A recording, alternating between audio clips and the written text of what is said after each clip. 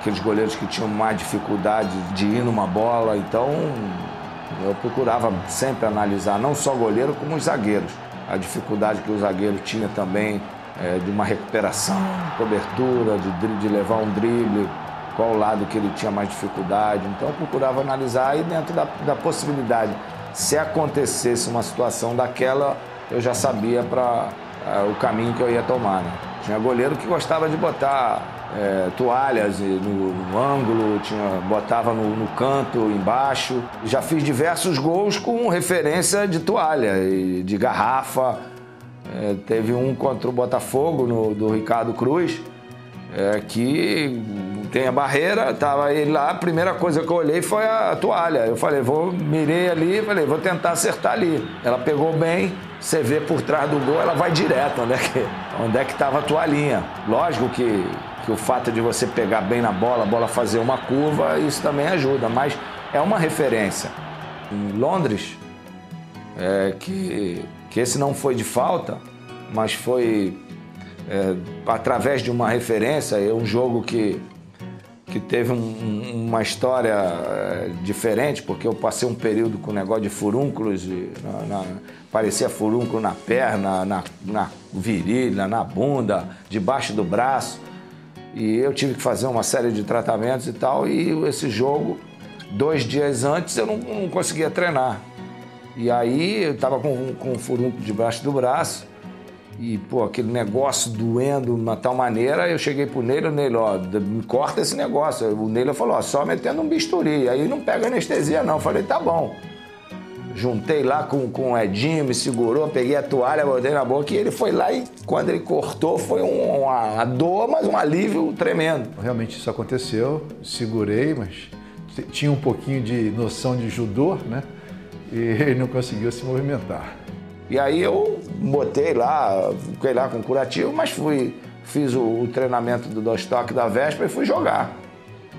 Recebi uma bola, o Edivaldo cruzou, eu antecipei do zagueiro. Quando a bola quicou, eu olhei pro gol, a primeira coisa que eu vi foi uma bolsinha atrás do gol, no canto, assim, naquela parte lateral da rede. Eu só procurei acertar ali, não olhei nem pro goleiro. Mandei ela, bateu lá, gol. Um gol que eu não pude nem comemorar, que eu não podia levantar o braço, porque quase não joguei aquele jogo. E foi um gol importante, que foi gol que nós ganhamos de 1-0. Foi a primeira vez na história que o Brasil vencia em Wembley. Deixei minha marca lá no estádio que nem existe mais, né?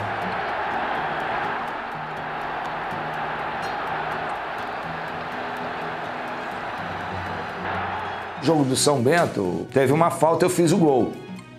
Quando chegou no final, teve uma falta assim no canto, e eu virei pro Reinaldo. O Reinaldo sempre gostou de bater e bate muito bem, batia forte. Ele, vai deixar eu bater uma pelo menos? Aí eu falei, tá bom, vou deixar eu bater. Agora você faz o seguinte, dá uma pancada no meio do gol, em cima do goleiro, que eu vou no rebote. Aí ele fez isso mesmo, ele mandou a pancada dele, né? E o goleiro foi e me pegou. Quando ele fez assim, a bola bateu no peito e sobrou. Aí eu fiz o gol de cabeça. Aí ele falou, você tem pacto com o diabo, rapaz.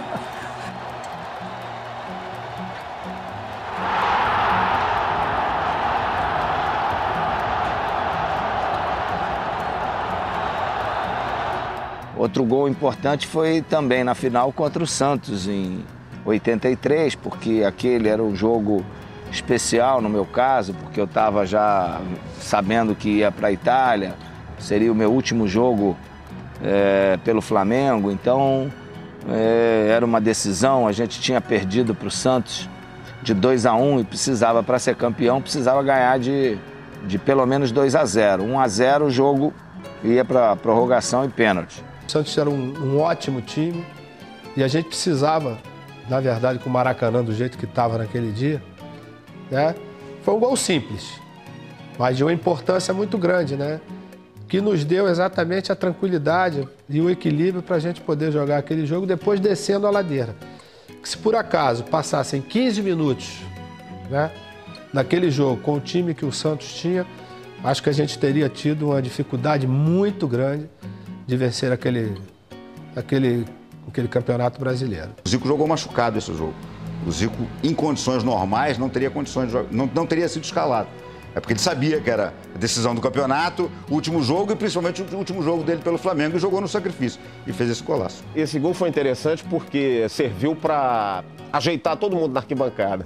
Tinha muita gente em pé, tinha muita gente tentando entrar, tinha muita gente apertada. E na primeira bola de jogo, logo, foi uma jogada do Júlio César pela esquerda, ele deu a bola para trás, o Baltazar virou, ela sobrou para o Júnior chutou no gol, o Marola defendeu e eu no rebote fiz o gol com 40 segundos de jogo. Ali ficou 0-0, então a gente teria mais 89 minutos para poder fazer mais um gol e ser campeão. E foi o que acabou acontecendo, porque nós fizemos mais 2 e ganhamos de 3-0. E aí é que foi o sufoco, porque a torcida inteira do Flamengo gritando campeão, campeão, e eu sabendo que ia embora e tal, e a gente, sabe, aquela dor no coração, aquela coisa, aquele sufoco. Então, foi um dos jogos mais significativos na minha vida.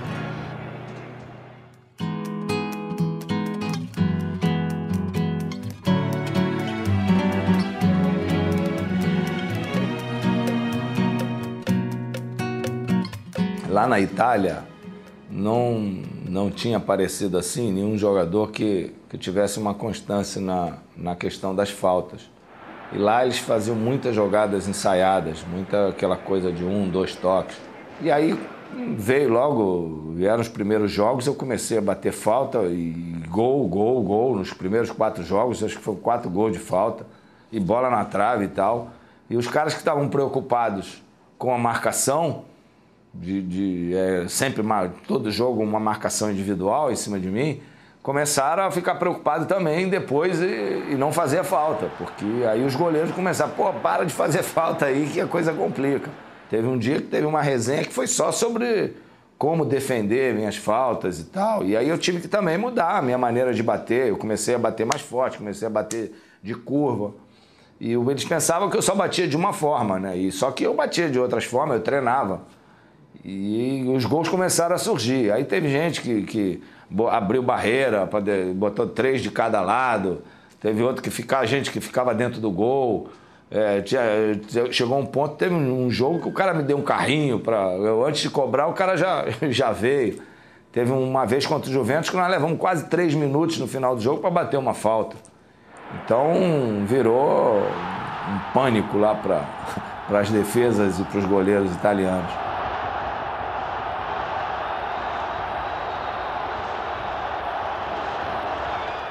Teve um jogo que foi um jogo inesquecível, um jogo que nós jogamos contra o Roma. O Roma, aquele timaço, tinha acabado de ser campeão italiano, com Falcão, Cerezo, o time que estava brigando pelo título na Champions League.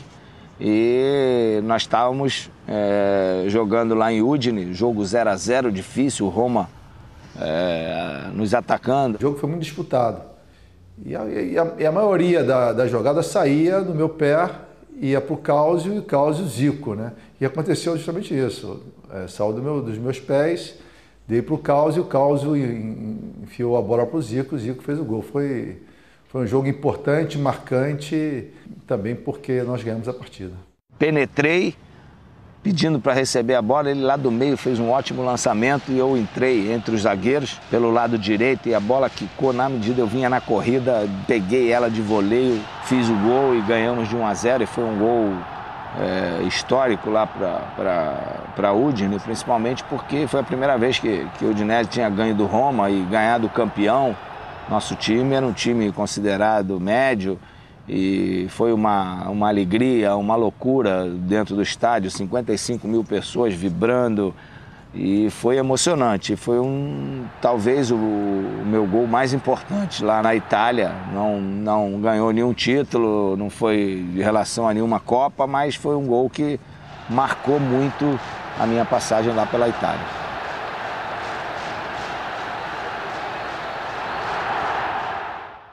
O gol contra o Paraguai foi um jogo pelas eliminatórias para a Copa do Mundo de 86, um jogo em Assunção, no estádio Defensores del Chaco.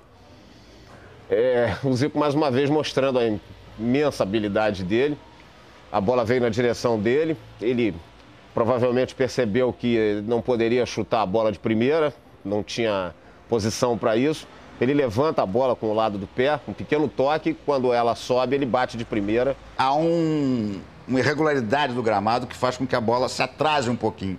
E ao se atrasar, a única maneira que ele tem é de chaleira, de puxá-la um pouco, e acaba fazendo o gol ainda mais bonito, porque aí a bola sobe e ele bate e faz o segundo gol num jogo dificílimo, um jogo no Defensores del Chaco, eliminatórias de Copa do Mundo. O Brasil ganha de 2-0.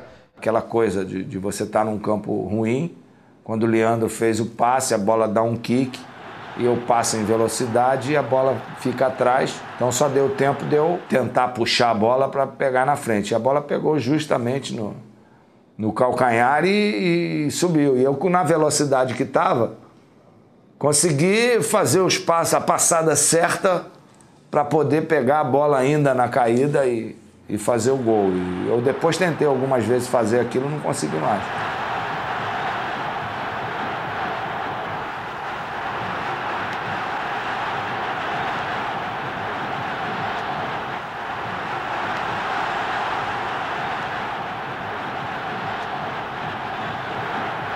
Gol contra o Fluminense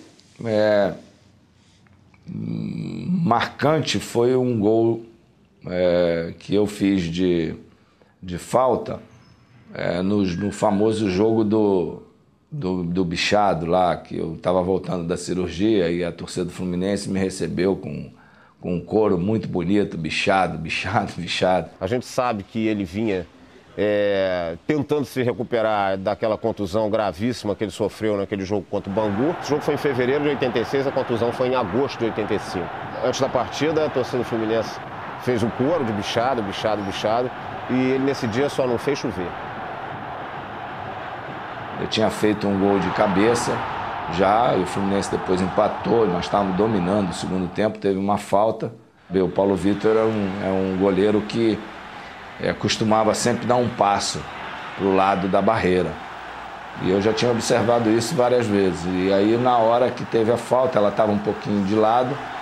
Eu falei, já fui com a convicção de que eu ia bater a falta no canto dele. Só que eu bati a falta de uma forma que a bola dava a impressão de que ia por fora. Eu tinha que bater bem de curva para ela ir por fora e voltar. Porque você bate muito, mesmo batendo no canto dele, se você não bate ela fazendo muita curva, o goleiro dá tempo de voltar. Eu corri para a bola que eu bati, ele já deu o passe. Quando ele deu o passe para o lado, eu mandei. A bola fez uma curva danada e ele ficou olhando como se ela fosse para fora. Aí ela fez a curva, bateu na trave e entrou. Então aquele gol, dali, nós foi o segundo, depois nós começamos, massacramos o Fluminense, saiu o terceiro, o quarto.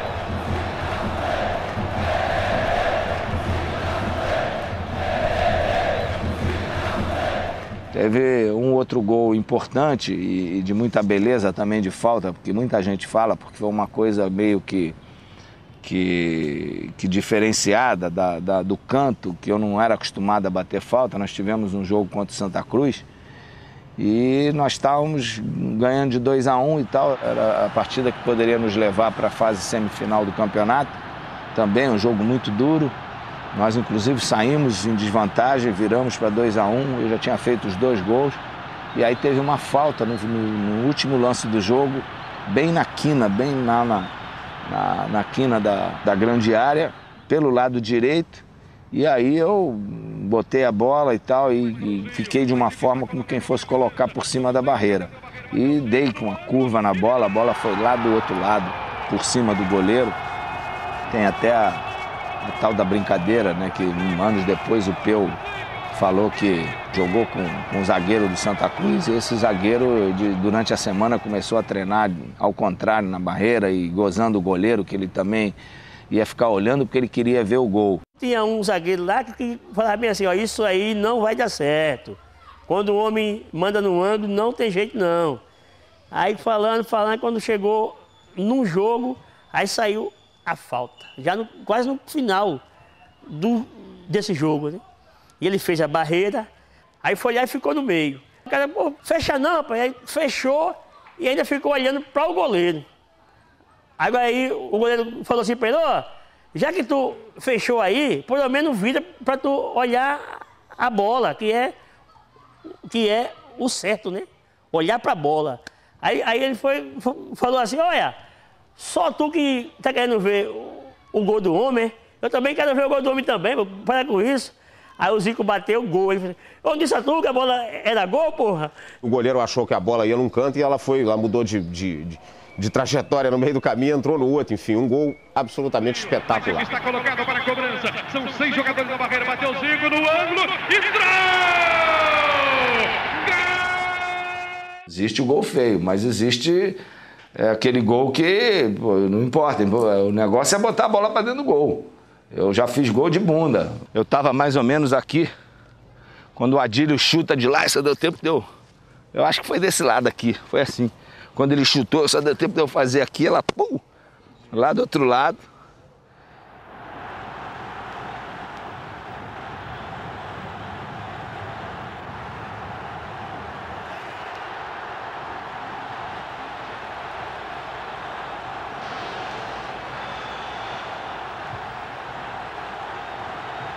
O Ricardo Pinto, ele era um dos bons goleiros da boa safra, geração Fluminense. Sempre foi um clube que revelou grandes goleiros das categorias de base. E por ser o meu jogo de despedida e tal, nós tínhamos perdido de 5-0, tínhamos ganho de 5-0. Eu dominei uma bola, estava de costa e o Donizete veio e eu devagarinho fiz um drible entre as pernas dele, ele fez a falta. O Zico fez o gol no Ricardo Pinto e o Ricardo Pinto era uma honra para ele levar um gol do Zico. E a torcida do Fluminense queria linchar o Ricardo Pinto. E não conseguiu entender a grandeza da história, porque na verdade o Ricardo Pinto estava coberto de razão. Quer dizer, um goleiro que enfrentou o Zico, é uma honra ter enfrentado o Zico, né? O cara poder dizer na carreira dele, olha, eu joguei contra o Zico e tomei um gol do Zico, meu Deus do céu, era a coisa mais natural do mundo. E aquela coisa, né? Você está encerrando tua carreira, tá? O último jogo, pô, tem a falta. A falta era uma coisa que a torcida do Flamengo ficava em polvorosa quando acontecia e gritava, e tinha aquela coisa, parecia que tudo ficava concentrado naquele lance ali.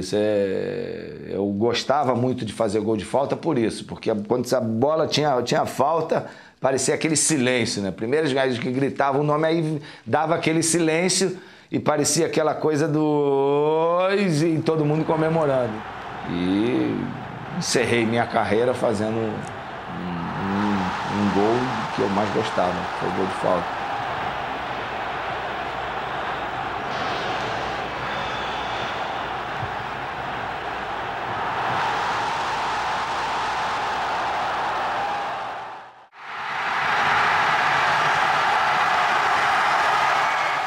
Quando a gente estava no Japão, o nível era inferior, isso a gente sabe, mas não era tão inferior assim. Porque uma coisa é você jogar uma equipe brasileira contra uma equipe japonesa. E outra coisa é você ser brasileiro, no caso estrangeiro, e jogar no meio do japonês. Tanto é que foram outros jogadores lá e não se adaptaram de outros países. E o Zico se adaptou. E a força de vontade. O Zico tinha o peso dele, na época que ele jogou lá já com 38, 39 anos. Peso, alimentação, ele sempre se cuidou, por isso que ele era o que era, até o final da carreira dele. Aquele jogo lá a gente estava perdendo de 1-0 para o time de segunda divisão, um time chato, marcava, não deixava